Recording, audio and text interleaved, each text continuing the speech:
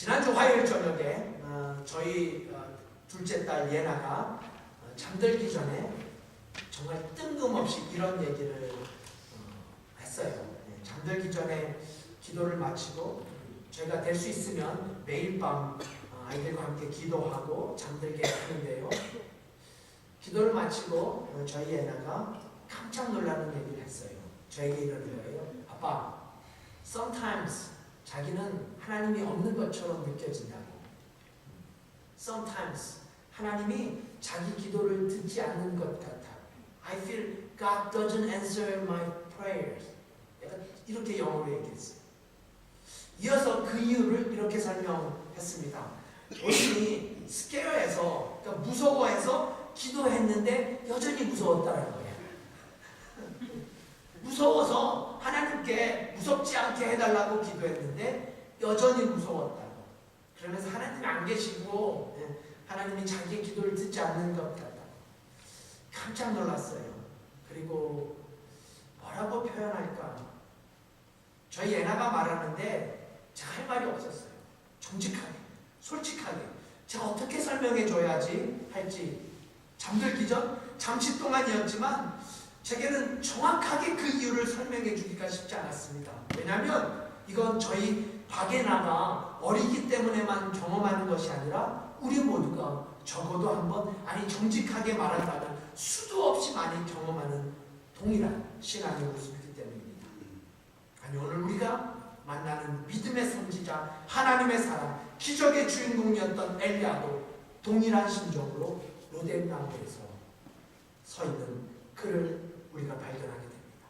오늘 우리가 만나는 엘리야도 그야말로 똑같은 심정, 똑같은 경험을 한 장소가 그 유명한 로뎀나무 아래라는 생각이 들어요. 이건 성경 속 아무리 거장이라 할지라도 예외 없이 우리에게 보여지는 지극히 인간적인 모습일 수 있습니다. 그렇다면 여러분, 지난날 갈멜산에서의 승리를 만끽했던 엘리야, 하늘을 향해서 외치고 기도하고 그래서 물이 쏟아지고 불을 뿜었던 엘리야가 지금 로뎀나무 아래서 고독을 씹으며 절망하는 모습을 통해서 성경이 도대체 지금 우리에게 전하고자 하는 메시지는 무엇일까요? 오늘 이 로뎀나무 아래서의 진한 고독 한가운데 서 있는 엘리야를 통해서 우리에게 가르치고자 하는 성경의 진짜 메시지는 무엇일까요? 그리고 오늘 그의 답을 찾기 위해 로뎀나무 아래 홀로 있는 엘리야, 고독의 엘리야, 절망 속의 엘리야, 엘리야에게는 다시 돌아보고 싶지 않는 장소, 그 로뎀나무의 현장 속으로 함께 떠나려고 합니다. 로뎀나무 아래서의 고독을 고백하는 엘리야, 우리는 그를 통해서 무엇을 느끼고 배워야 할까요? 이 엘리야의 드라마가 2016년 오늘을 사는 우리에게 던지는 진짜 메시지는 무엇일까요? 첫째로 우리 모두 삶의 고독을 경험하게 된다는 사실을 오늘 본문은 우리에게 가르칩니다. 우리 모두는 어느 누구도 예외 없이 삶의 고독을 경험하게 됩니다. 좀 더 신학적 용어를 사용한다면 우리 모두 소위 번아웃의 경험, 누구도 예외 없이 하게 돼요. 번아웃. 그래서 끝없는 고독과 절망 속에 빠질 수 있다라는 삶의 현실을 인정해야 합니다. 자, 지금 엘리야는 로뎀나무 아래에 있습니다. 로뎀나무 아래에서 고독을 씹고 있어요. 그런데 여러분, 우리가 계속해서 지금 엘리야를 살펴보고 있잖아요. 엘리야가 로뎀나무 전에 어떤 모습이었습니까? 로뎀나무 밑에서 고독의 늪에 빠지기 전에 엘리야, 그는 어디서 왔으며 어떤 사람이었습니까? 단 한 절만 봐도 확인할 수 있어요. 그것이 오늘 본문의 바로 전절인 18절, 마지막 절인 18장, 마지막 절인 46절 말씀, 46절 말씀, 18장 46절 기억을 되살리면서 함께 봉독하십시다. 시작! 여호와의 능력이 엘리야에게 임하며 저가 허리를 동이고 이스라엘로 들어가는 곳까지 아합 앞에서 달려갔더라. 네, 여호와의 능력이 엘리야에게 임하였습니다. 그래서 어떤 일이 일어났어요? 갈멜산 정상에서 그는 기적의 주인공이 되어서 승리의 노래를 부르고 있었던 갈멜산의 거인이었어요. 믿음의 거장이었어요. 갈멜산 기적을 연출한 장본인이었습니다. 그로 인해서 세상은 푸르러졌어요. 세상은 달라졌습니다. 자연도 짐승도 사람도 달라졌습니다.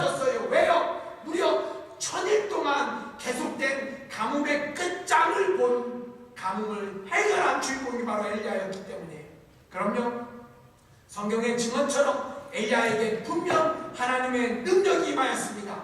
하나님의 능력이 엘리야에게 임하면 그는 쏟아지는 빗속을 뚫고 그야말로 빛 사이로 막가가 되어서 그는 달려가고 있었어요. 그렇게 18장의 드라마가 막이 내려집니다. 그런데 그랬던 그가 지금 어떤 모습입니까? 그는 지금 어디서 어떤 모습으로 우리에게 등장하나요? 본문의 4절 함께 봅시다. 4절 함께 있습니다. 시작. 스스로 광야로 들어가 하룻길쯤 지나고 한 로뎀나무 아래 앉아서 죽기를 구하여 가로되 여호와여 넉넉하오니 지금 내 생명을 취하옵소서. 나는 내 열조보다 낫지 못하나이다.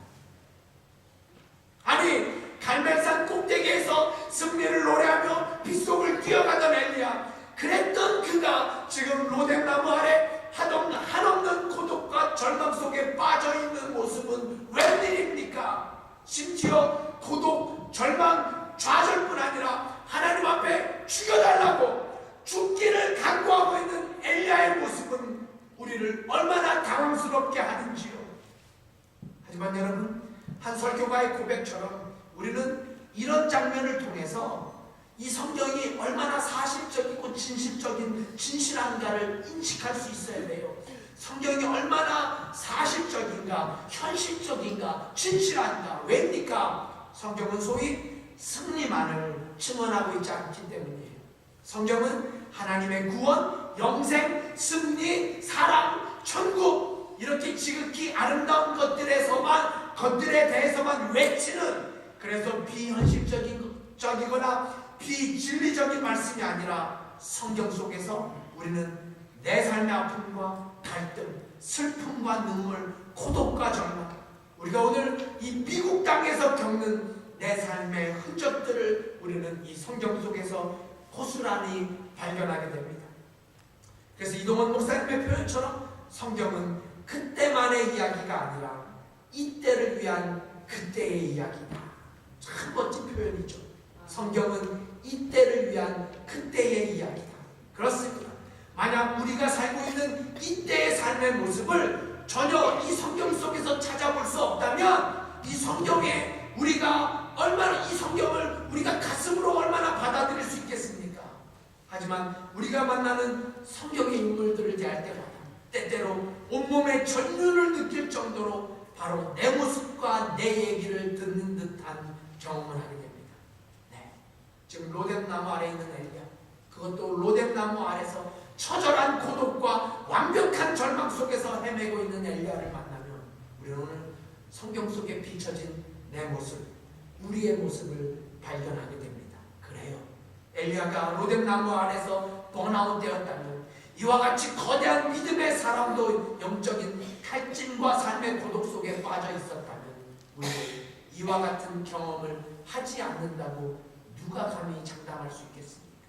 믿음의 거장도 번아웃 됐다면 우리 모두는 동일한 삶의 고독과 절망을 경험할 수 있다는 사실을 인정해야 합니다. 그렇다면 사랑하는 구세군필라 성도 여러분, 우리는 성경이 왜 이런 엘리야의 감추고 싶은 치부를 드러내면서까지 로뎀나무 아래서 죽고자 하는 엘리야를 있는 그대로의 모습으로 우리에게 드러낼까요? 왜 그럴까요?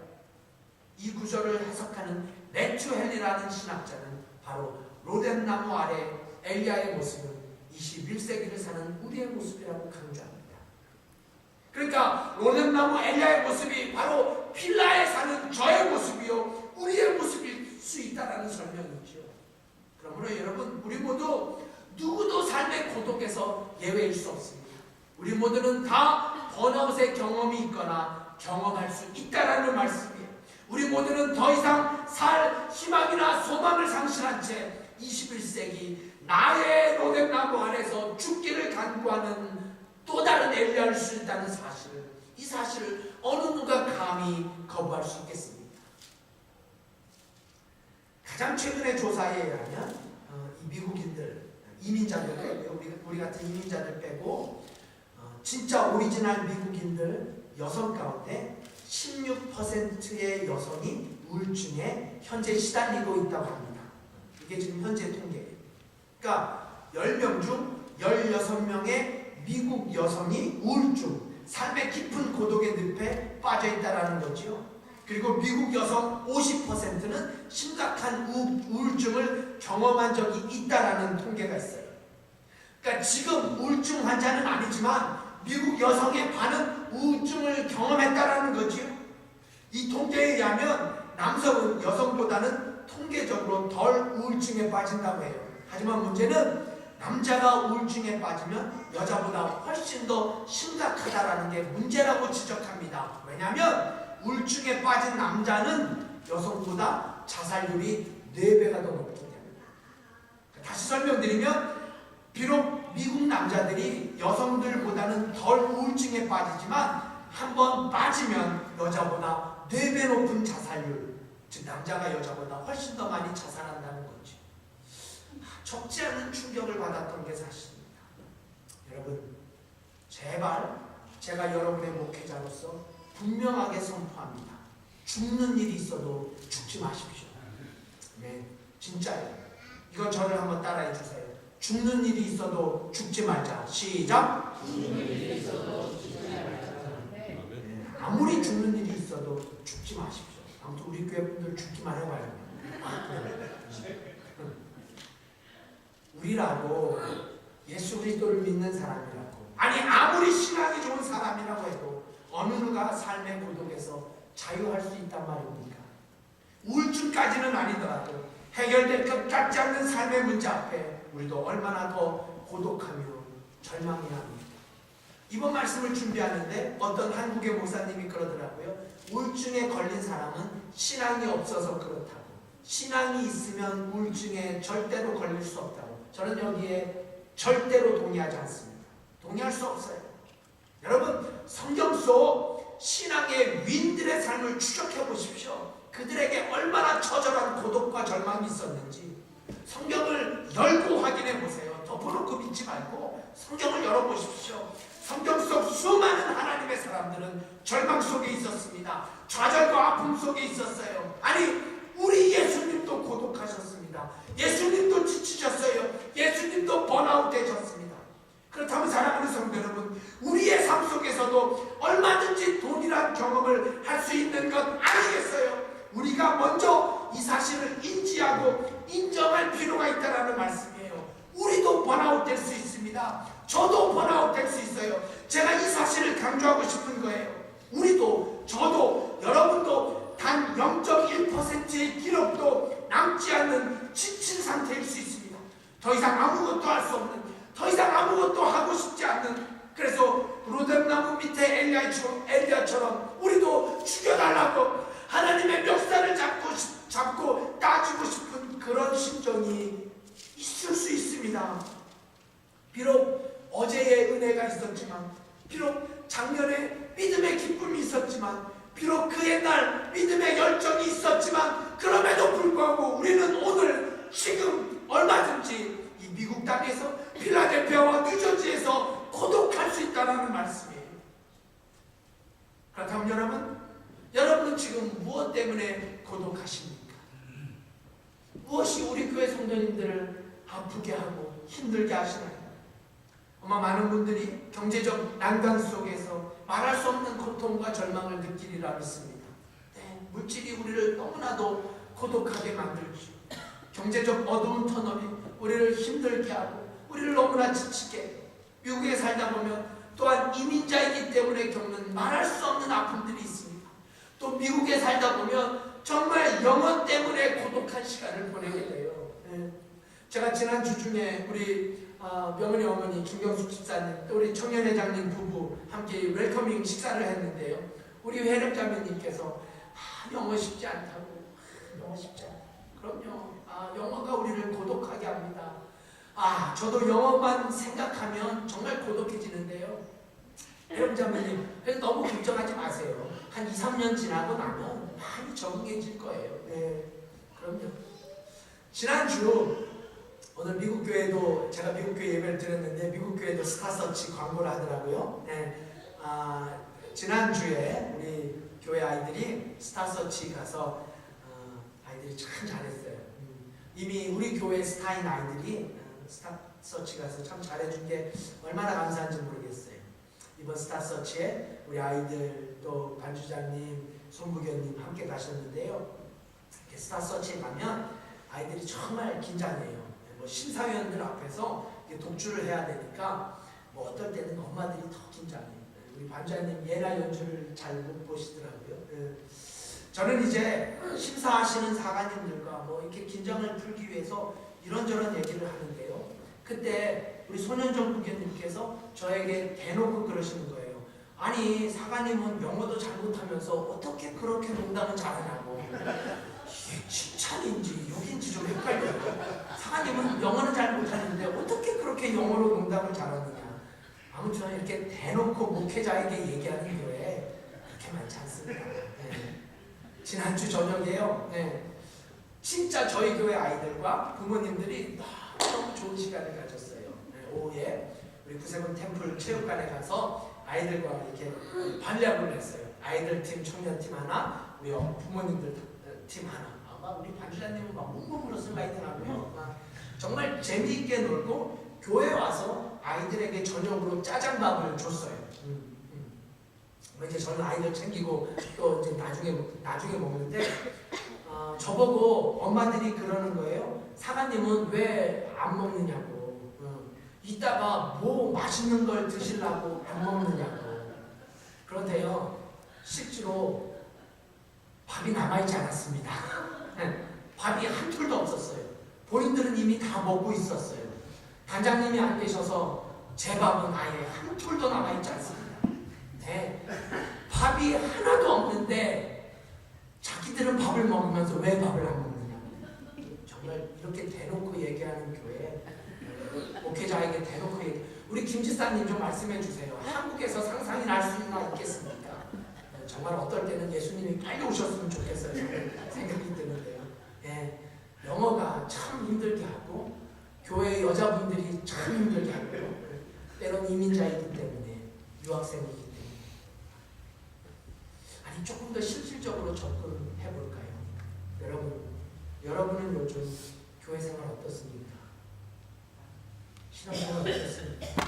수십 년, 뭐 오랫동안 한 교회를 다니면서 이 적은 신앙의 공동체라 늘 같은 사람, 네.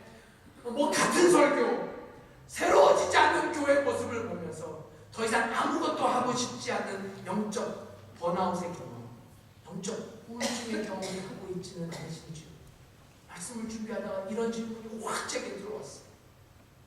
그렇다면 우리도 로뎀나무 아래의 엘리야처럼 또한 성경의 수많은 인물처럼 아니 예수님처럼 우리도 말할 수 없는 고독 속에 있다면 먼저 그 사실을 인정하고 받아들이면서 우리가 이 시간 조금 더 가까이 로뎀나무에 있는 엘리야에게 다가가고자 합니다. 로뎀나무 아래서 고독에 빠져있는 엘리야, 우리가 지금 그를 만나는 이유는 우리도 그와 똑같은 고독한 사람이라는 것을 확인하고자 함이 아니라 엘리야가 이 고독을 어떻게 믿음으로 관리했는가, 어떻게 믿음으로 반응했는가, 엘리야가 자신에게 닥친 고독을 어떻게 믿음으로 처리했는가를 배우고자 하기 때문에 네, 그럼 이제 우리가 정말 배워야 할 신앙의 레슨, 제가 오늘 로뎀나무 안에 있는 엘리야를 통해서 진짜로 여러분과 나누고 싶은 성경의 메시지는 이거예요. 그것은 바로 고독의 자리, 절망의 자리, 그 자리가 바로 예수 그리스도를 만나는 자리여야 한다는 사실이에요. 비록 로뎀나무 아래가 처절한 고독과 절망의 자리일지라도 우리는 그 자리에서 예수님을 만나야 한다는 사실을 반드시 깨달아야 합니다. 아니 저는 오늘 이렇게 외치고 싶어요. 그 로뎀나무 아래서 예수님은 우리를 만나주신다. 그럼요, 이것이 오늘 성경이 우리에게 보여주고 있는 메시지가 아니겠습니까? 하나님께서 로뎀나무 아래 천사를 보내요. 고독에 빠져있는 엘리야를 만나주시고 위로하셨듯이 우리에게도 로뎀나무라는 자리는 고독만을 곱씹는 장소가 아니라 고독하지만 지치고 번아웃되는 장소지만 그럼에도 불구하고 그곳에서 우리는 예수 그리스도를 만나는, 아니 우리를 만나주시고 위로해주시는 그런 그리스도의 사랑을 경험하게 될 줄 믿습니다. 네, 이 증거가 바로 본문의 5절에 있어요. 본문의 5절 함께 한 목소리로 봉독하십시다. 함께 있습니다. 시작. 로뎀나무 아래 누워 자더니 천사가 어루만지며 이르되 일어나서 먹으라 하는지라. 할렐루야. 제가 다음 시간에는 이 로뎀나무 아래서의 회복과 은혜에 대해서 집중적으로 말씀을 증거하려고 해요. 특별히 전교인 수양회를 한 주 앞두고 정말 이번 수양회 시간에 사랑하는 성도님들이 진짜 주 안에서 회복되는, 영적으로 육적으로 회복되어지는 은혜의 시간이 되기를 간절히 바라는 마음으로 제가 다음 주에 이 주제를 가지고 말씀을 증거합니다. 그럼요, 로뎀나무 아래서의 고독의 시간을 지나 동일한 장소에서 우리는 엘리야를 만지시고 회복시키시는, 다시 믿음의 거장으로 만들어 가시는 하나님의 놀라운 섭리와 사랑을 깨닫게 됩니다. 자, 그런데요, 우리가 이 장면을 스쳐 지나가면서 잊지 말아야 할 것이 있어요. 그건 로뎀나무가 무슨 특별한 나무거나 로뎀나무에 무슨 특별한 하나님의 은혜가 있는 게 아니라는 사실이에요. 로뎀나무는 그냥 로뎀나무예요. 그냥 한 그루의 나무일 뿐입니다. 일상에서 흔히 볼 수 있는 나무. 이 로뎀나무가요, 이 지역, 그러니까 애굽이나 수리아 지역, 사막 지역에서 흔히 볼 수 있는 별로 크지 않는 과목의 일종이에요. 그러니까 지극히 평범한 나무. 저는요, 이런 성경 속 진리를 대할 때마다 막 등짝이 오싹하고 납니다. 지극히 평범한 나무. 여러분, 태양의 후예에 빠져가듯 정말 하나님의 후예 엘리야에게 좀 빠져보세요. 지금